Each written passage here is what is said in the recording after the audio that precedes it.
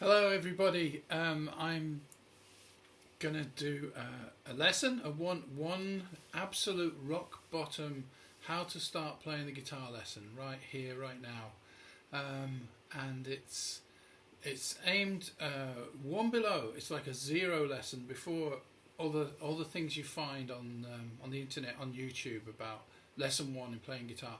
This is before that. This is like the point where most people give up, which is because they find or are given or inherit a really crappy guitar, which is so painful to try and play. And even if it isn't really painful, it sounds so awful that they give up. So I'm going to start from the very beginning, and don't expect to be able to play a chord even by the end of this first lesson, but come out with something cool at least. So this lesson is a real 101, zero level. What do you do if you find yourself holding a guitar and you don't even know how to hold the guitar? Okay, here we go. So you begged, stole or borrowed a guitar, or your big sister went to college and left one behind. What kind of guitar did you end up with? Could be a bit like this one, which is a kind of thing you might not find in a music shop, but you may find in a charity shop. So it's a basic acoustic, not many trimmings, but it will play. It's made of wood. This one's from, I don't know, early 70s I think. Swedish guitar, and cost about 100 quid. If this is what you find yourself with, it's not a guitar, that's a mandolin. Less said about that the better. Or maybe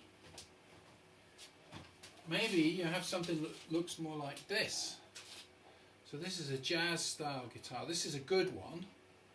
This is a Hagstrom, but there are lots of cheap ones, cheap versions of this kind of thing, that don't look quite as nice and certainly don't play as well. Or you may have an electric.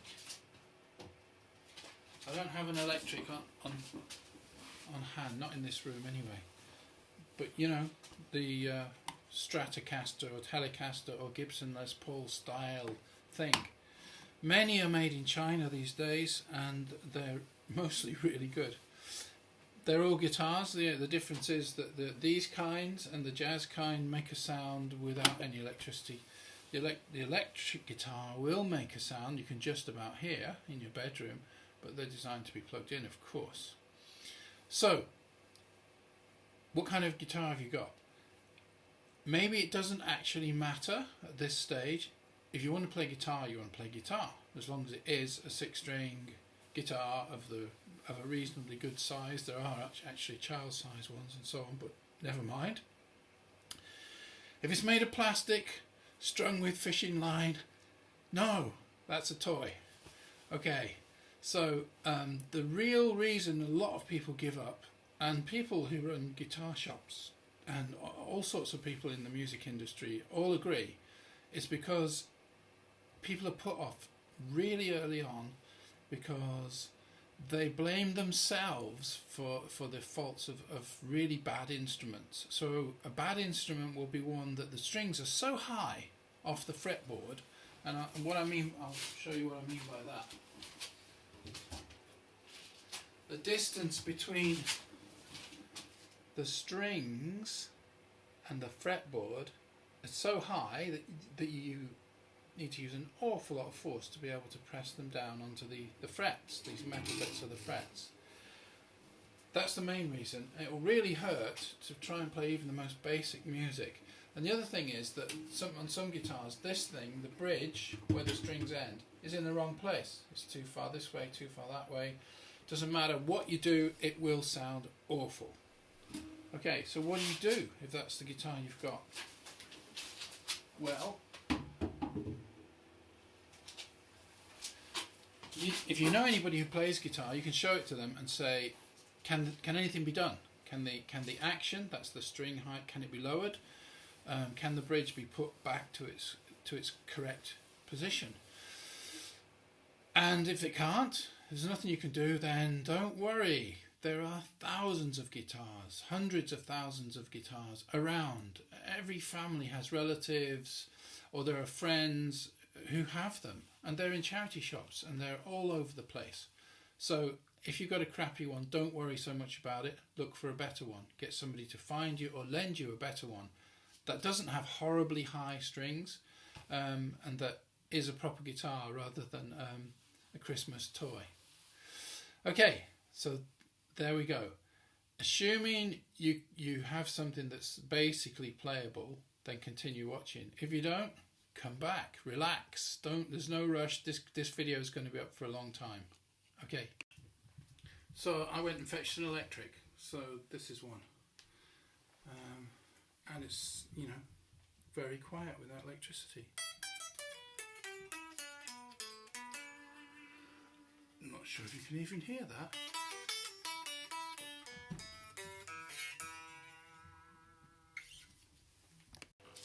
Now, I'm not a great guitarist, but to reach my pinnacle of mediocrity, which I've reached, my averageness, I had to get through starting from scratch, and it was not easy. Some people find it a lot easier than me, I know. But, I mean, just getting my fingers to move. I would look at my fingers, and I would look at the book for where they should be, and they wouldn't move. The fingers would do this kind of thing, but they wouldn't move, and I'd have to put them on the right frets. So, staring at your fingers really hard and even cursing them in various Central European languages will probably not help. So it's all about persistence. So the day you start trying to get your fingers to go exactly where your brain wants them to go is the day that you will start to improve. So there's no substitute really, but for repetition, just keep trying basically. That's a major hurdle. It's like learning to swim. Nobody realises when they watch other people swimming just how hard you have to work just to stay afloat until they try it themselves. Well, learning the guitar isn't that easy, but it's, great when you can. But we're not talking about repetition for months or something like that. I think just a couple of weeks of trying each day to move your fingers to where you want them to move, you'll get results. Anyway, I've got some notes over here. I'm just going to refer to them. Yeah, tuning the guitar. So this one is completely detuned. And you may well find that that's how you inherit or find or are given or lend a guitar that's way out of tune. And I will show you, if I make any more of these videos, if people are interested, then I'll show you how to tune a guitar. But for now, just tighten the strings up enough that you get a musical note. Now the fat ones will give you the lowest notes, and the thin ones, these ones here, will give you the highest notes. So just tighten them up a bit, don't worry about tuning the guitar. Because all I'm going to show you in this zero lesson is how to play a riff, which is a short tune, which is repeated in a song. Not sure where the word riff comes from, probably the jazz world. Anyway, here's the fattest string. And get yourself a pick. This one is made from an old library card or something. Just cut it out, an old credit card that's cut up or whatever. I actually play mostly with my fingers, but let's assume you're going to start with a pick. And hold it however it feels comfortable to you. There are lots of people out there on the internet telling you exactly how to hold a pick. I think that's bullshit. Everybody's different. Sorry, I shouldn't use words like bullshit. Okay, my notes have just gone black. Computer is saving power. It might be nice to have your guitar in tune, and the easiest way is to find someone in the family or a friend to just tune it for you to begin with. But you don't need to be in tune for what I'm showing you today. So let me just back off and you can see more of me. Because is you need to hold the guitar. Basically, you put the lower curve on your knee, probably your right knee if you're right-handed. Let me pull this camera down a little. Okay. So you hold it like that. The guitar should be straight up and down, and so should you. And then you put this hand around the neck. This is the neck, this is the head, this is the body. Something anthropomorphic there. And the job is basically to, with the right hand, pluck strings. It's not tuned. And with this hand to change the notes. So let's just focus on this one string. The fattest string. Even if your guitar hasn't got a whole set of 6 strings, don't worry. Just play the fattest string you've got. And the point of fretting, that is pressing the string onto the fret, actually just behind it, just behind it, just behind it, is to raise the note. So here we go.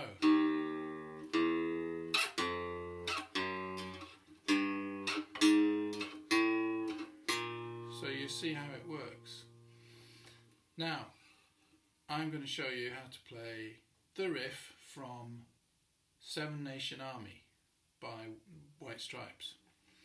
And it's basically, you can remember it by remembering the number of the fret that you have to play for each pluck.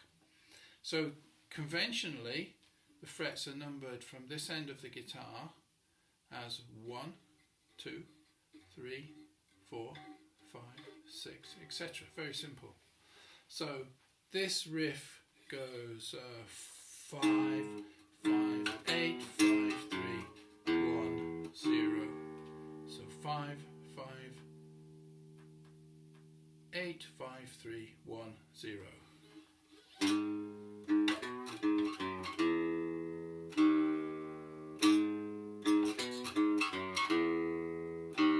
You'll probably remember it, and if you're from the UK, you'll probably remember it as a tune that the supporters of Jeremy Corbyn used when it looked like he was making a run for Prime Minister.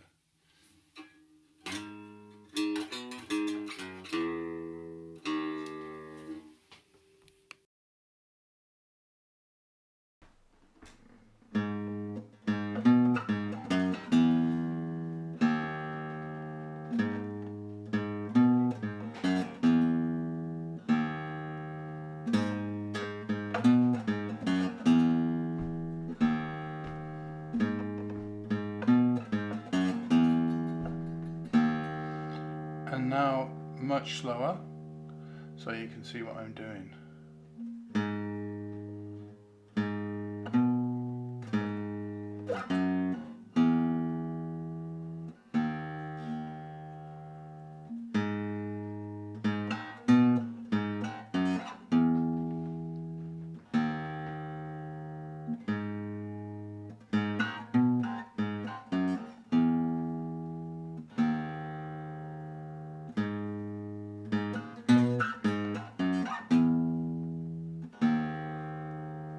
And now back to the faster speed with more fingers.